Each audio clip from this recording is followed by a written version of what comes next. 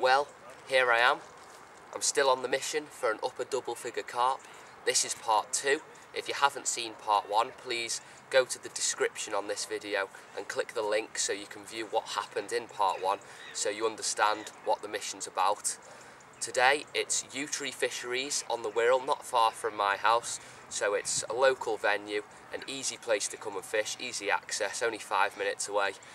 The carp in here up to £24 I believe, but it is a match venue. There's a good head of silvers, there's a good head of bream, there's big barbel in here, and there's some big tench as well. So there's a lot of fish in here. There's not that many big 20s, so if we get one we'll be very lucky. Today I'm fishing with carp rods, as you can probably see there.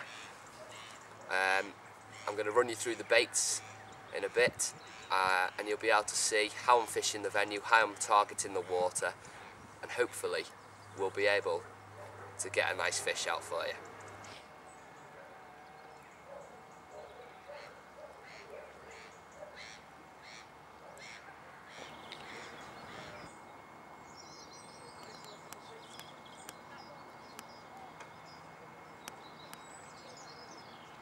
Right guys, well, we've had no fish so far, but what I have done now is just down this margin here, my left hand margin, which I did speak about in the very start of the video, there's a small patch of lilies.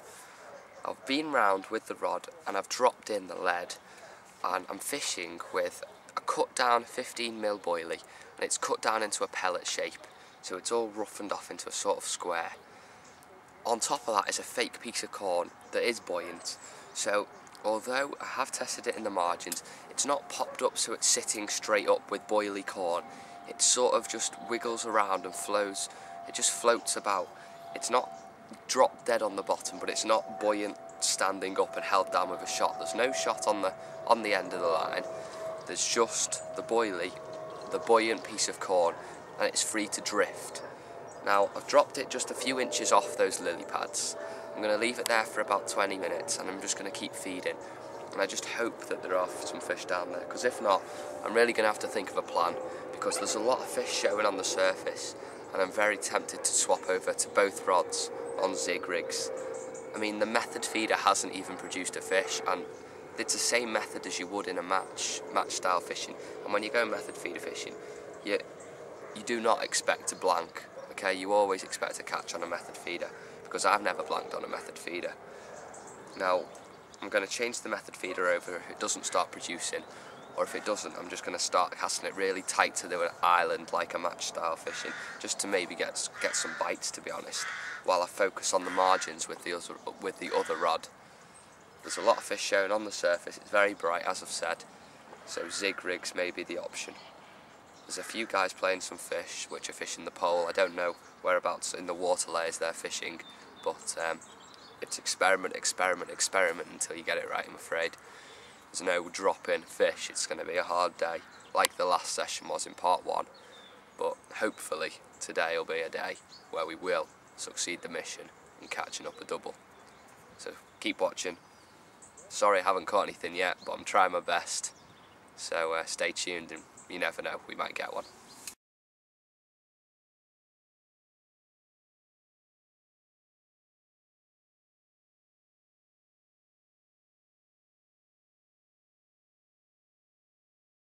So, what baits am I using today? Well, you're about to find out. My boilie choice for today, I've only brought one boilie with me, or one type of boilie I should say. That's this. This is a 15mm Dynamite Baits crab and crayfish boilie. As you can see, there's the packet. They're purchased at Eastern Angling Centre, and they've got a wide range of carp and match baits and sea fishing baits in, so please go in and take a look at what they've got on offer. My next choice for a hook bait is the Sonu Baits Pelletos. As you can see, they're drilled pellets, they're 8mm pellets, these ones, and overall a good little pellet. And now, due to the fact we're in October now, it's cooling off, there was a frost on the ground this morning, out comes the good old sweet corn. It's a bright bait. Fish tend to home in on it in the cooler months because it stands out so much to them. So we've got a nice little tub of sweet corn in there, and I've got some more in the tin. Finally, the feed that I'm using today, as well as feeding those baits, I'll be feeding this mix. It's a ground up pellet mix from Maruku. I've added a few micros in there as well, but one of my rods is on a method feeder, quite a large one. The match angler in me just had to do it, so I've got one out on a carp rig on a fixed bolt rig effect with a safety leg clip, and the other one is on a method feeder out to the island. They're the baits that I'm using today. We're going to talk about a bit of tackle a bit later on, but for the minute I'm going to feed a bit more and hopefully get a fish on the bank.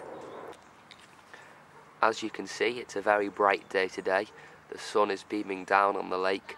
Whether that will affect the fishing with the cold conditions and the very bright sunlight, I don't know. We're just going to have to wait and see. I'm just going to now feed some more boilies over the spot I'm fishing on the lead, and then I might try and recast the method feeder.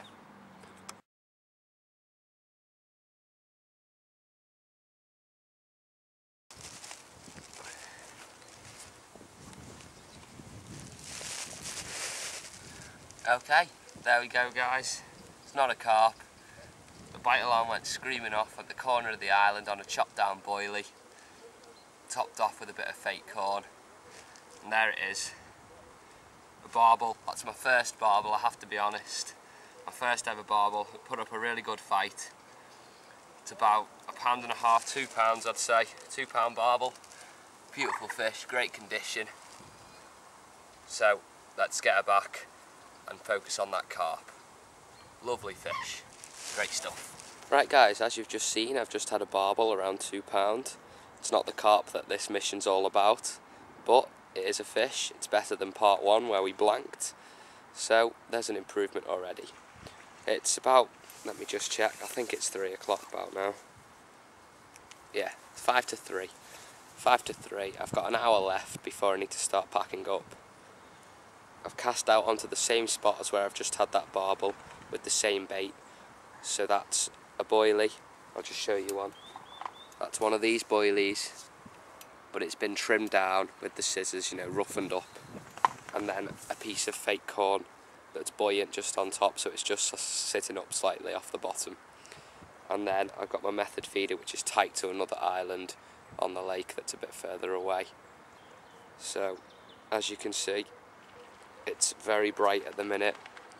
It's quite warm again now, to be honest. So hopefully in the last hour, the bright sunlight and the rising temperature, hopefully the water's at the warmest point of the day. It's had all day to warm up after last night's cold spot. Hopefully I'll get another fish. And I'll show you the rig that I caught the barbel on a bit later on.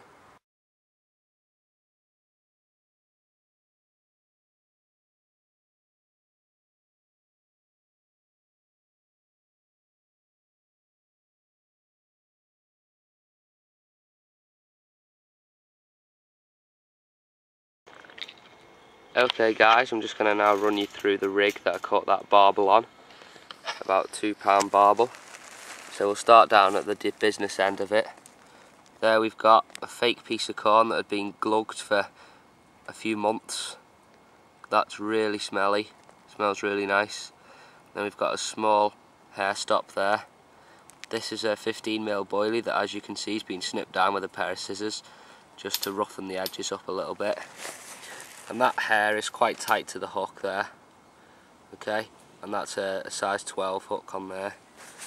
That's a Preston 12. Then we've got an 8-inch hook length down here, so from there to there, and that comes down to a 2-ounce lead, as you can see, with a safety clip there. We've got a swivel here. The safety clip there pulls away from this. Just demonstrate that if I can. With one hand, poor filming, sorry. Okay, so there you go. That will pull away from there, and then you've got a small little rubber and about ½ a foot of tubing there, just to protect the line from the fish, or protect the fish from the line. So that's the rig that I caught it on, and that's the rig that I'll be using most of the time throughout the mission for an upper double figure carp. Thanks for watching. Okay, please tune in again soon. That's it from me for today, and hopefully part 3 won't be too far away. See you later, guys.